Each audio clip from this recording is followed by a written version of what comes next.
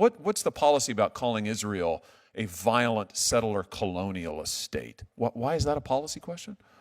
Senator, that is not a statement that I had any involvement with. Okay, good. So would you condemn it then? You say this does not represent your views.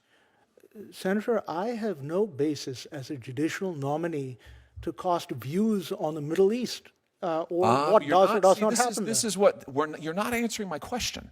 I'm asking you whether this individual who said that Israel was a violent settler colonial state, I'm just trying to get you to say, do you agree with that or not?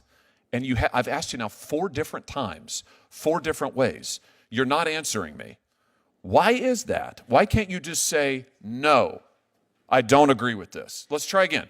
Yeah. Do you agree with this statement, yes or no?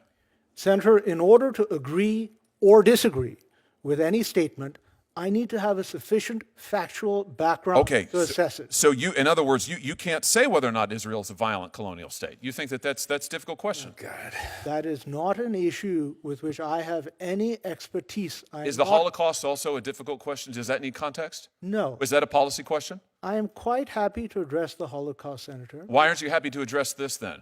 Why is it that an individual in the center that you directed who calls Israel a violent colonialist state, those are racist comments, why can't you condemn that? I don't understand it. You won't answer my questions, you won't answer Senator Cruz's questions, you wouldn't answer Senator Kennedy's questions. I don't understand why this is complicated. Senator, I'm Pakistani. I didn't grow up in the Middle East. I didn't either. I didn't either, but that doesn't mean that I can't say that somebody who says that a Jewish state is a violent colonialist enterprise is wrong. This isn't a policy question, it's a moral question. This is a moral issue. Senator, I am not in a position to make any policy pronouncements about actions in the Middle East. Does Israel have a right to exist? Yes.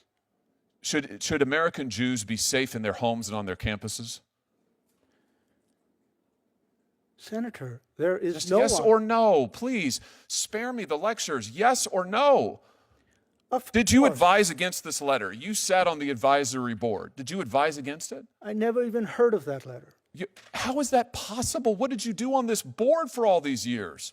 This was years before you left it. It's an advisory board that met once a year to talk about academic research. Do you not think it's relevant to the setting in the academy that Jewish students might feel unsafe when they have a tenured professor who's the director of a center saying that Israel is a violent colonialist state? Do you think that may not have an effect on the educational environment? Senator, I abhor. But you didn't care to look into it? May I respond?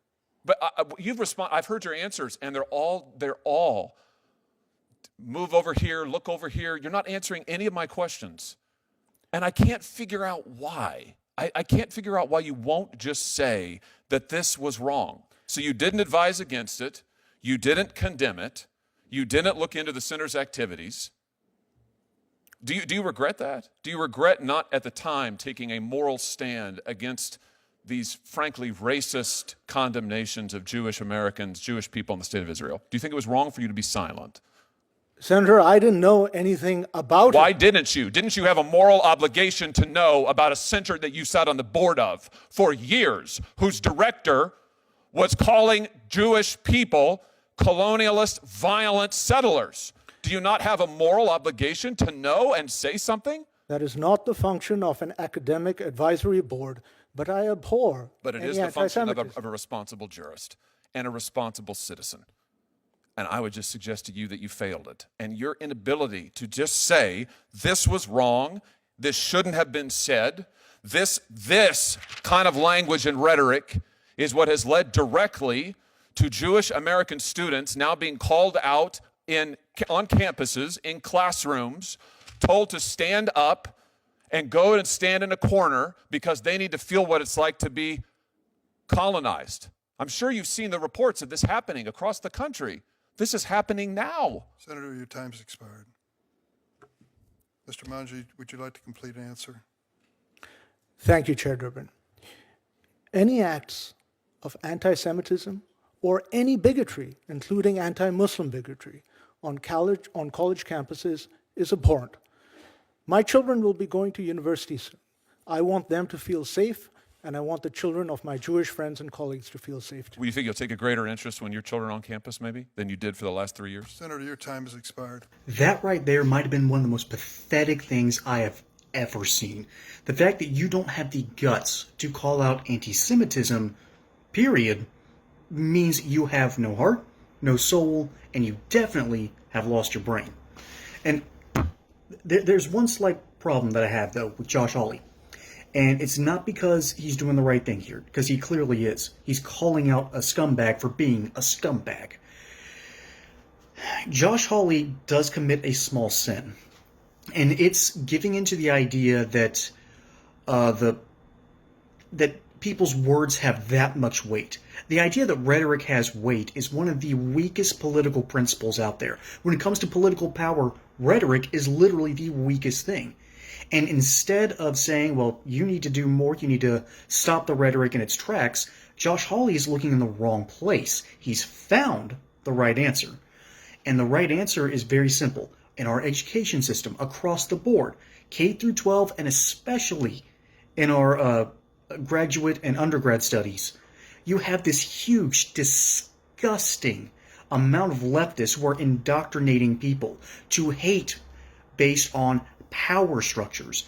And despite the fact that Jews have been hated for millennia, they don't label them as people who deserve extra rights. They label Jews, particularly in Israel, as Zionists and as colonizers. And it's beyond stupid. It is beyond stupid. They've earned the right to live there, period. And the fact that for some insipid reason leftists in education can't call this out tells me that there is a rot so deep that needs to be rooted out, completely eradicated. This whole ideology of power structures is just bankrupt, and it's corrupting our entire country.